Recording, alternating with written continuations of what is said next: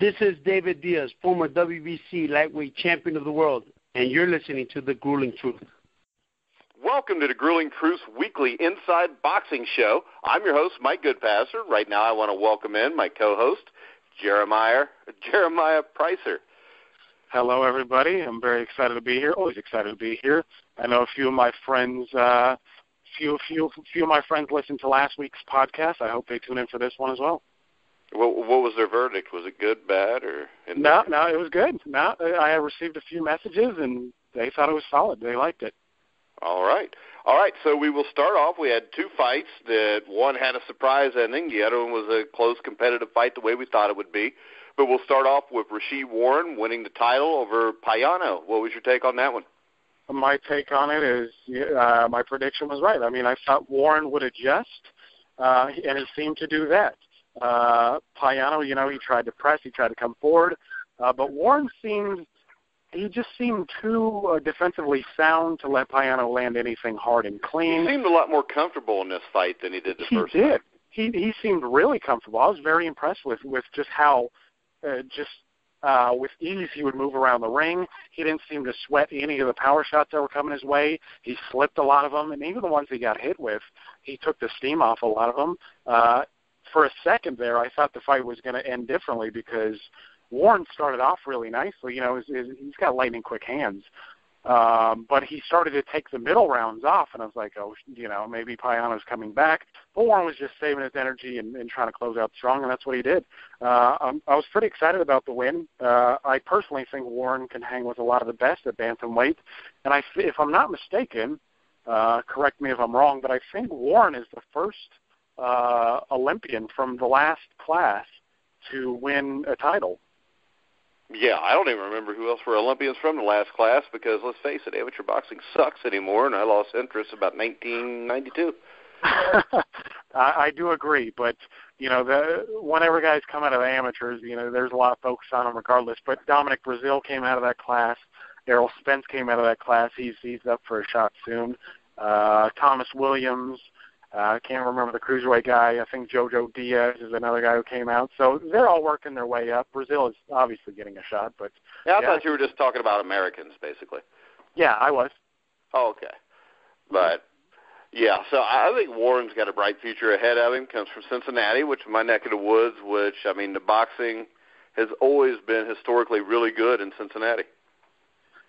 Yeah, it has, and he's carrying on that, tradition. And I'm happy for him. I think personally with his style, I think he can hang with the best guys out there. Yamanaka, the Japanese fighter, is rated number 1, and I think he's a damn good fighter. But I also think Anselmo Moreno got robbed against him, and Moreno and Warren are stylistically pretty similar. Warren moves a bit more. Moreno has a better punch, but I think Warren can get in there and tangle with the best of them. I'm not saying he beats everybody. He's shown a weakness sometimes, taking a clean punch on the chin. But I'm not saying he's chinny. But there's just that question mark still. But yeah, I think the great thing about this whole thing is Adrian Broner got to jump on him and act like he really cared, so he could get his mug on TV again. And he looked out of shape again. I mean, yeah. Well. I don't think anybody's accused Adrian Broner of being continuously in shape. I've seen him with I've seen him at a basketball game with a big thing of nachos in his hands and what looks to be. I think I saw that. I think he could have fought for the cruiserweight title that night. Yeah. Well, when you look at his father, maybe I don't know, maybe it's just genetics, but if he's not going to take his career seriously, that's him. Now we talked before about, you nailed that prediction. So now we're going to go to Joe Smith against Fonfara. I think you were a little off on that one. So was I. But I did, if you remember, say that he had a big punch, and you never know. But I did pick Fonfara.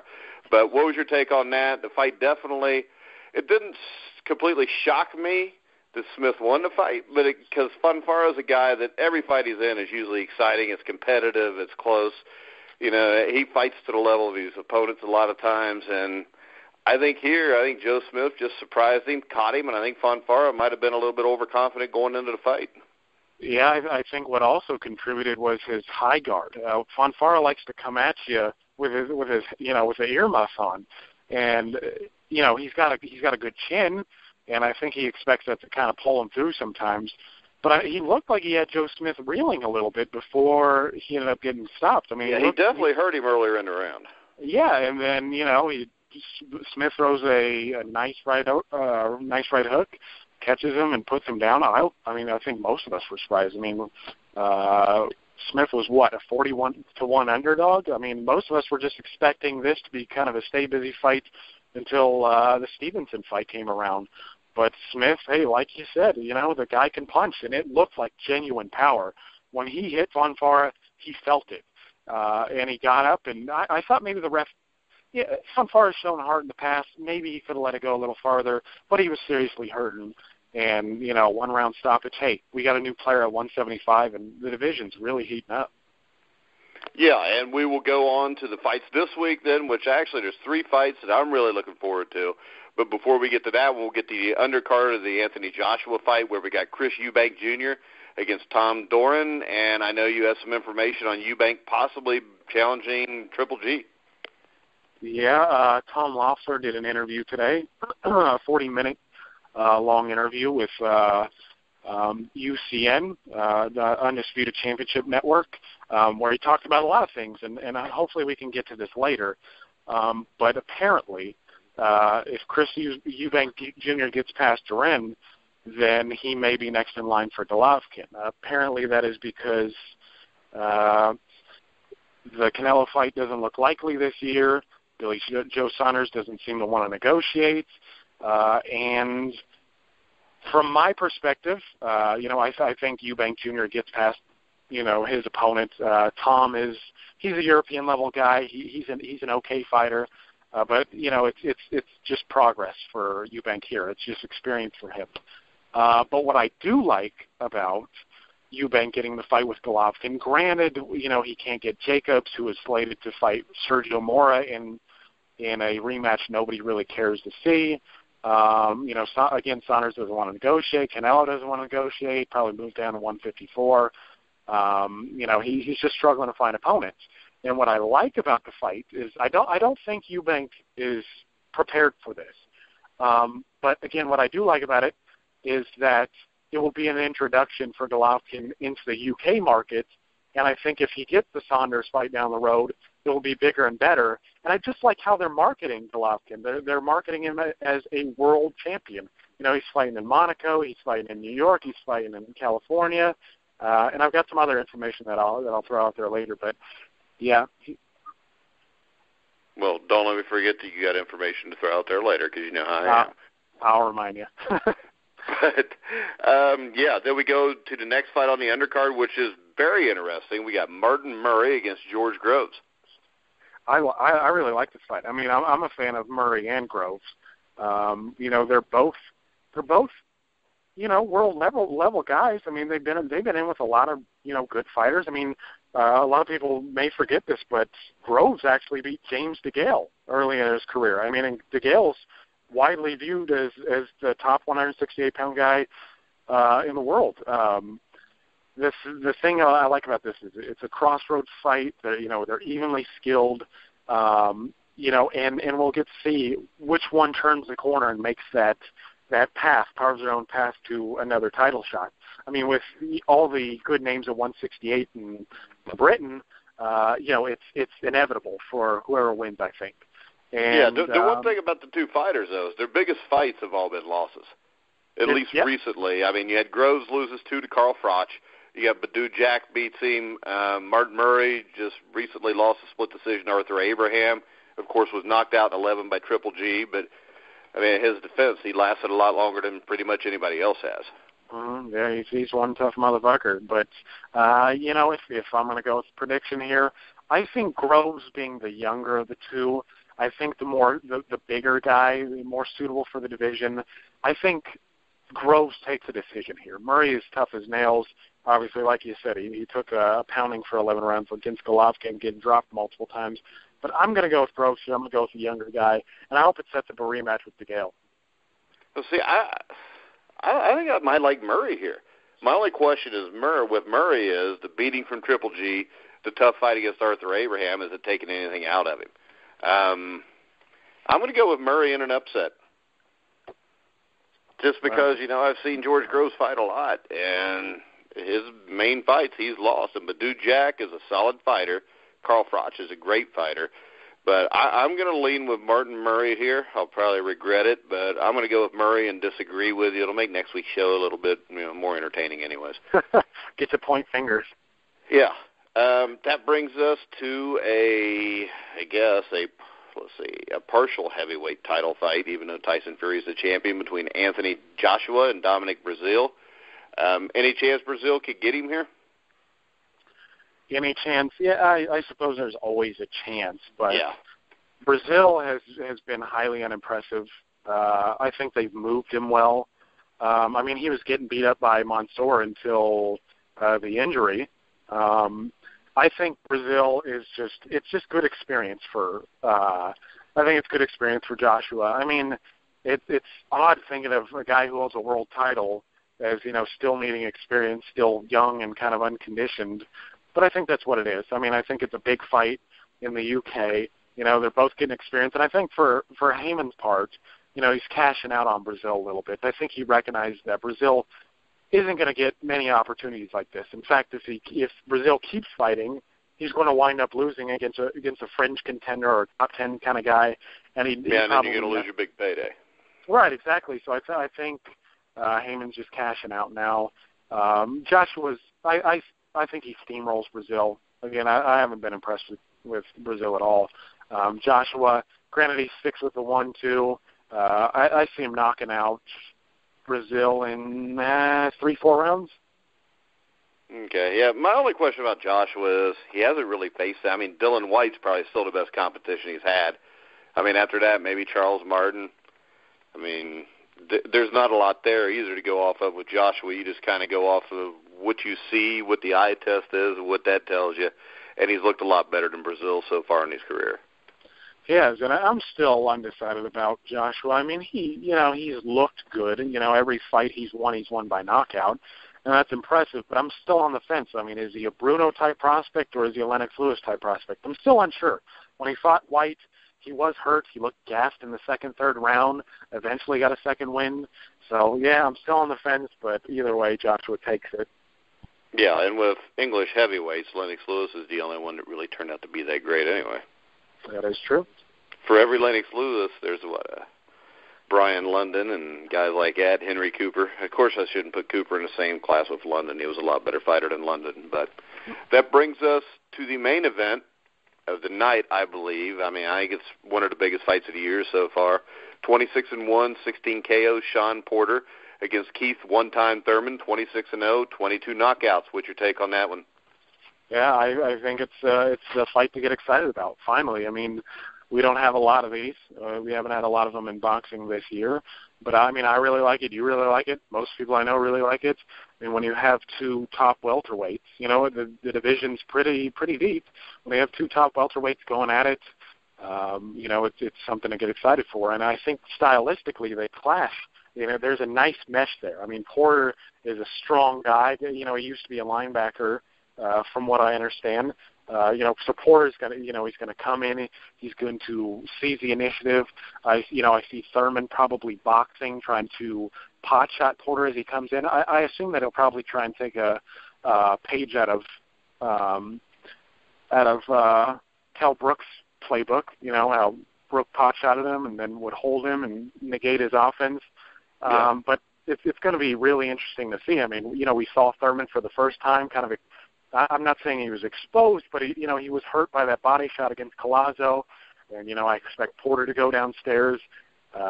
So I just really like the styles clash. I really like this fight, and whoever wins, I'm hoping that with Kell Brook and Vargas fighting in, I guess, what is a unification match, and you have Porter and Thurman fighting. I hope the winners fight each other and determine who is the best at welterweight. All right, so who do you think wins the fight? Tough one, but I am going with Keith Thurman. I think Thurman is a bit harder of a puncher. We did see Porter dropped by Adrian Broner in the last round. He got a little bit careless. But I think what happens is Thurman boxes nicely early on. Porter starts to press more and more, but I think Thurman ends up catching him and stopping him late in the fight, like 10th, 11th round. Yeah, I'm going to take Thurman, I think, by decision. I don't think his punching power has been as good when he stepped up in competition either. What's your take on that? No, I agree with you. He hasn't put the guys away. When he was coming up, a lot of people thought he was a big puncher. I mean, and he kind of looked it against Soto Carras, who's a tough guy. Yeah, but he's also on his last legs too. It's true. That is true. But I think his punching power again is better than Adrian Broner's. So I think it's enough to stop Porter. Yeah, I agree. I think Thurman beats him. I don't know, either late knockout or a decision. I'm going to go with the decision. Hopefully the winner fights Kell Brook. What do you think about Thurman and Brook if they were to fight? I think that's an excellent fight. I mean, the guys are in their prime. We don't get that very much. Two top guys in their prime. It should happen more often. But in my opinion at the moment, Kell Brook still has a lot of proving to do. His biggest fight is the Porter fight, and it was close. But from the eye test, Brooks still looks to me to be the best. He just looks like an all-around package. He's got good punching power. He's got quick hands. He's a very big guy, too. He's historically struggled to make 147. I think if that fight ever came off, I think Brook would beat him in a close decision. It's a nice fight, though. Really should happen. Okay, so we're going to go to a couple other topics here. Number one, Rio's coming up. What's your take on professional fighters being allowed in the Olympics? At first I didn't like it, and I'm still I don't like it because when you look at the discrepancy in skill level between the amateurs and pros, it's clear. I mean, a seasoned pro like Pacquiao or whoever taking part against these young, inexperienced guys pursuing their dreams, I just find it to be a bit too much. But then again, I've heard the argument, one from a boxing historian, and he's like, well, the pros compete with the amateurs in all these other sports in the Olympics, and, that may be correct. But in boxing, boxing's a dangerous sport. It's one where, all the nuances matter. And again, when you're taking this experienced pro who's been around the block and seen many, many things, it's just, I think the skill level is different. I mean, we've seen even Vasyl Lomachenko, who had damn near 400 fights in the amateurs. He was obviously amazing, but he's progressed since he's been a pro. We see that from everybody. They come out of the amateurs and they need some seasoning, and I just see the skill discrepancy is too much. I don't like it.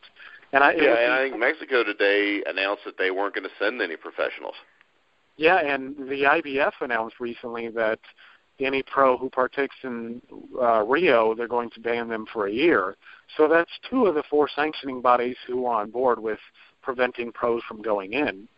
And again, it's one thing to let an amateur and a pro run in a straight line against one another. A 100-meter dash, 400-meter dash, whatever that may be. Yeah, or even play basketball against each other. Right, but boxing, it's a different kind of sport. It's dangerous. All right, that brings us to, it looks like Kovalev versus Ward is happening. Have you heard any more information on that? I haven't heard any information except for Andre Ward is, like Kovalev, he's taken a tune-up fight. He's fighting Alexander Brand, who's an undefeated guy. I've seen a few highlights of him. He looks pretty solid, but it's nothing more than a stay-busy fight for Ward in preparation. He's just trying to get more accustomed to the weight class, even though he's been there 2 fights. But I think it's a wonderful fight. I think it's one of the best matchups that can be made in boxing. Andre Ward is, when he's on, when he's actually fighting, he's one of the best fighters in the game, undoubtedly, I think. He's cerebral. I mean, he's not a big puncher, but he's a decent puncher. He has enough pop to get people's respect. He's quick. He uses the jab nicely. And I think if he ever fights Kovalev, I think it would be a battle at jabs, and whoever wins it wins the fight. Because I just see, if they fight, I see them feinting a lot, trying to establish distance, trying to establish range. I imagine it could be a slow fight in the beginning, but I don't think I'm going to make a prediction right now. I'm going to wait until Kovalev fights Salimbe and Ward fights Brand, and then I'll make a definitive decision. Yeah, because I think until Ward had the problems with his promoter, manager, whatever it was there, I think the case could have been made 4 years ago after the Showtime tournament that he was the number one pound-for-pound fighter in the world. I mean, just with the people he'd beat. I mean, Carl Froch, guys like that, I mean, those are really good fighters, and he dominated. Yeah. Right. I mean, Froch was considered the second-best guy in the division, and it was easy for Ward. I mean, stylistically, Froch is a little bit slow and there to be hit. But it was the number 1 and 2 guy, and it was clearing away. I mean, I remember a lot of people were putting Ward number 1 as their pound for pound guy because of Mayweather's inactivity. They're like, oh, well, Mayweather's fighting guys like him, and he's fighting guys like him, and Ward's taking on the best of the best and beating them clearly. I mean, Kessler, Arthur Abraham, and the funny thing too is going into that tournament, Ward was not the favorite. No, I can't remember who the favorite was, but, Ward wasn't the favorite. In fact, I think the Europeans were a bit more favored than the Americans, guys like Terrell and Ward. But I think the big thing there is nobody really knew exactly what Ward had from the competition he'd fought, but you saw the guys, Froch, Kessler, Abraham, all those guys had fought. Right, yeah. Well, I mean, Kessler had the great fight with Calzaghe, and he had the Froch fight. The thing about Ward is, I've watched him almost since the beginning, and I wasn't convinced that he was going to look like a great. I remember him fighting Kenny Kost, this decent puncher from Minneapolis, and he had a good record. I think he was 10-1 with 10 knockouts, or 10-0 with 10 knockouts, something like that. I remember he had Ward hurt. Then he's moving on and moving up, and then he gets dropped by Darnell Boone. And I keep watching his career, and I'm like, oh, this guy doesn't really look great. He looks like a good fighter, and the Super 6 tournament just brought out the best of him. Yeah, but when you watch guys come up, a lot of guys get knocked down earlier in the career. The guys that end up being busts are the guys that usually stay down and lose the fight. Yeah. And Darnell Boone can whack with the best of them in that division. Oh yeah, I mean he put Adonis Stevenson away. I mean, Stevenson was considered the lineal champion, and Boone put him out. All right, now you said you had some inside information for us for the end of the show. Well, I'm going back to the UCN interview that I saw, and it was a 40-minute interview. Well worth checking out if you have the time. But Tom Loeffler sat down and discussed basically everything that we wanted to know, whether the Canelo fight would happen this year, who was next, what are the plans for him, and just to answer some of those questions, Tom Loeffler, he stated that the Canelo fight is not likely this year, which I think is unfortunate for most of us, but they are planning for it to be in the fall of 2017.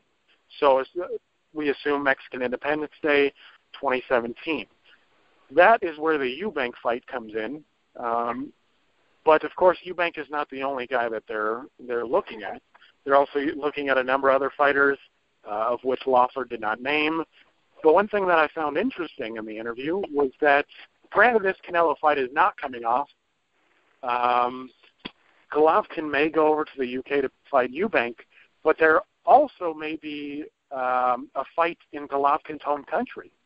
They actually may fight in Kazakhstan, which I thought was very interesting. How big's boxing in Kazakhstan?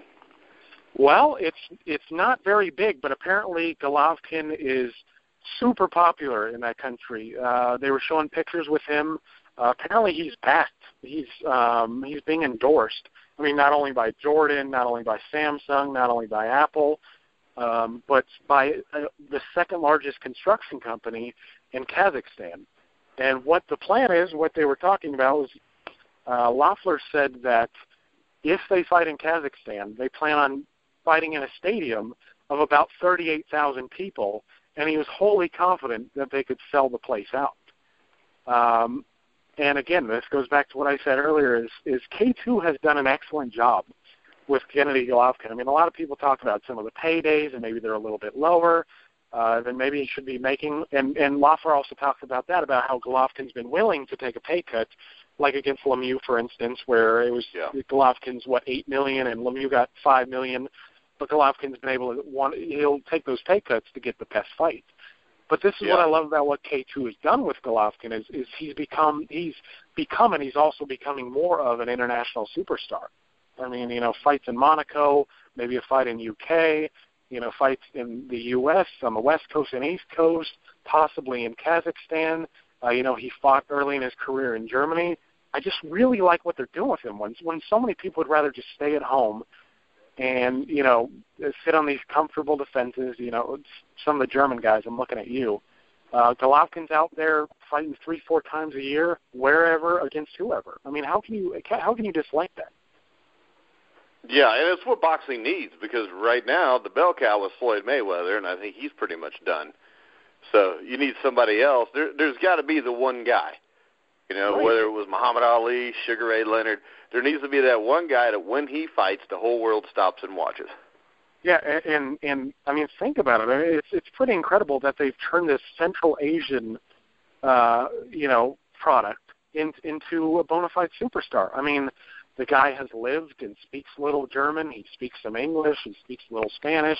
He speaks, his native tongue. He speaks some Russian. What I thought about, too, is that K2 they've been following the path that they used with the Klitschko's, but only more successful.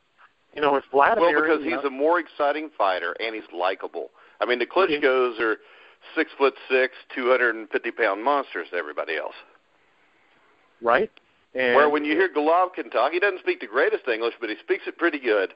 And, I mean, come on, ain't nothing funnier than him talking about putting on a good drama show. Yeah, making somebody a good boy. I mean, I think in a way he might be best off keeping that broken English. I mean, a lot of us, we've started to, Golovkin's, he's having these Golovkin-isms, these good boys and big drama show and all this other stuff. Yeah, it's kind of like Roberto Duran. I've had people tell me before they've met him, he can speak some English. But he was just scarier when you didn't think he could, and you had no idea what he was thinking, and you had no idea what he was saying. Right. Well, and it just doesn't sound as intimidating when you're struggling to, if you're struggling to find the words. But, hey, good on K2. I'm really excited about what they're doing with Golovkin. I mean, even if they don't get the Canelo fight, which is a big bummer, I'm really disappointed that couldn't be worked. Well, I think a year from now, I think Canelo's going to be the one on the outside looking in, and they're going to have to do what Triple G wants. Yep, he may, because what I think is going to happen is if you follow Canelo on social media, he is in superb condition for this time of year. I mean, whenever a fighter, has a fight, typically they take a little time off, just enjoy, the weather or jet skis or whatever luxuries they're out enjoying with their family. Typically, Canelo does the same thing. He has a little bit of fun. But I've seen that he's still being real serious about his training. So what I think, maybe I should have put 2 and 2 together earlier, is I think Canelo is really trying to make 154 so Golden Boy can save a little face. You know what I mean? So they can say, hey, we weren't really at 160. Like we said, we're not real middleweights yet. And but he defeats the purpose when he comes into the ring at 170 to 180. Right. Yeah, I mean when you come in as light heavyweights, but I still think it hurts his image, and I think him giving up. If he goes down, I think it'd be great if Canelo would say, "We'll fight at war," or if Triple G would say, "We'll fight at 154, but the weigh-in has to be at noon on the day of the fight." Yeah. Yep. I mean, just put the ball in Canelo's court a little bit, huh? Yeah, and I mean, then he can't put all that weight on, and he's probably going to be so drained he's going to have a hard time fighting 8 hours later. Yep. Yeah, but I mean, it's whether or not they're trying to save face. I mean, I'm not buying it as a fan. I'm not buying it. I mean, Canelo's a middleweight. The fact that he's staying in great shape to try and boil down. So maybe he's been drained for a while. I mean, obviously with him putting on so much weight, maybe that's the truth. But either way, if Canelo goes back down to 154. In my opinion, I don't take 154 all that seriously anyway. So most of the guys at 154, I consider middleweights anyways. But Canelo, whatever, save face. I just hope the fight comes off. I'm just a bit disappointed that it's not happening this year. Yeah, I don't know if it will, especially if it's something golden up the promoters. I'm sure Triple G's promoters have no problem with it, but right now, with the numbers, I don't think the pay-per-view numbers were great for Amir Khan. And I mean, if you keep fighting guys like that, you're going to lose your momentum at some point. Right. Yeah. I mean, I think Canelo is not a middleweight charades. I think he's been stripped a little bit of his hardcore fans. I mean, I see a lot of Mexicans giving him shit for what he did, even other fighters, even some Mexican fighters, top-level Mexican fighters gave him grief for it.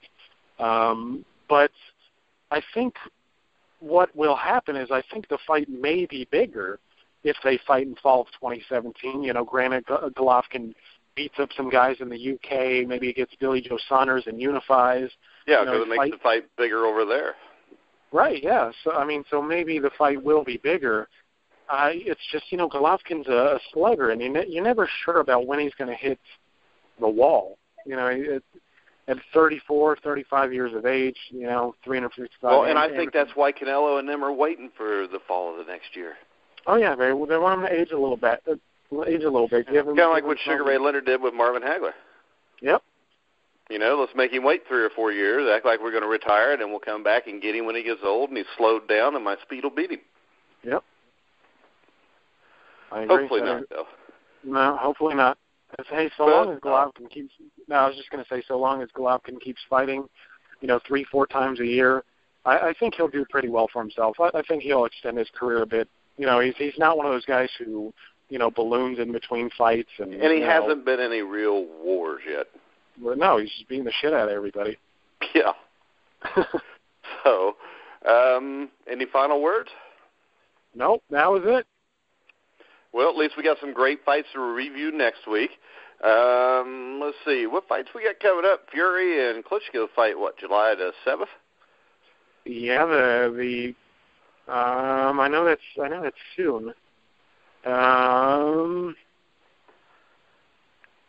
think we talk about that one in 2 weeks. Yeah, that's July 9th. July 9th, okay. Mm-hmm. But, all right, well, we will definitely be back next week, so catch us right around the same day. Just go to thegruelingtruth.net. You can also catch all the shows on iHeart, TuneIn, iTunes, Google Music, pretty much anywhere you find podcasts, you'll find The Grueling Truth. If you want to catch the shows from this week, so far last night we had the inaugural Game Day IQ show with Chris Cook and Alan Buck talking about the NBA Finals. We had our initial Rouge, White, and Blue, which is our CFL weekly show. Canadian Football League starts tomorrow. And actually, just like the NFL Pick'em show we do during the year, we will have former CFL player Robert Drummond every Monday for a CFL Pick'em show. Also, a couple days ago, I interviewed former Cincinnati Bengal Jason Buck. He also played in the Super Bowl with the Washington Redskins. So I think I'm out of stuff to say. How about you, Dave? Or Jeremiah? I called you Dave. Yep, no, Dave's out of things to say. Dave's out of things to say. What about Jeremiah? Yep, Jeremiah's done too. Well, sometimes I forget stuff, though. It's just like we were supposed to do this show Monday night. I sent Jeremiah a message and said, hey, can we do it tomorrow night instead? And then the day when I looked to see what time we were going to do it tonight, I realized that would have been Tuesday. So. Yep, and I was just poor old me. I was just sitting on the phone like, man, is this guy going to join me? Oh, man, you should have at least texted me. No, it's okay, man. Because I forget stuff a lot. You can ask my wife. But it's all right. Sometimes I go to take the mail out and I got no clothes on because I forgot. And the neighbors look in utter horror. All right, guys. So check us out next week on the Inside Boxing Weekly Show. For Jeremiah Preisser, I'm Mike Goodpaster. You've been listening to The Grueling Truth, where the legends speak.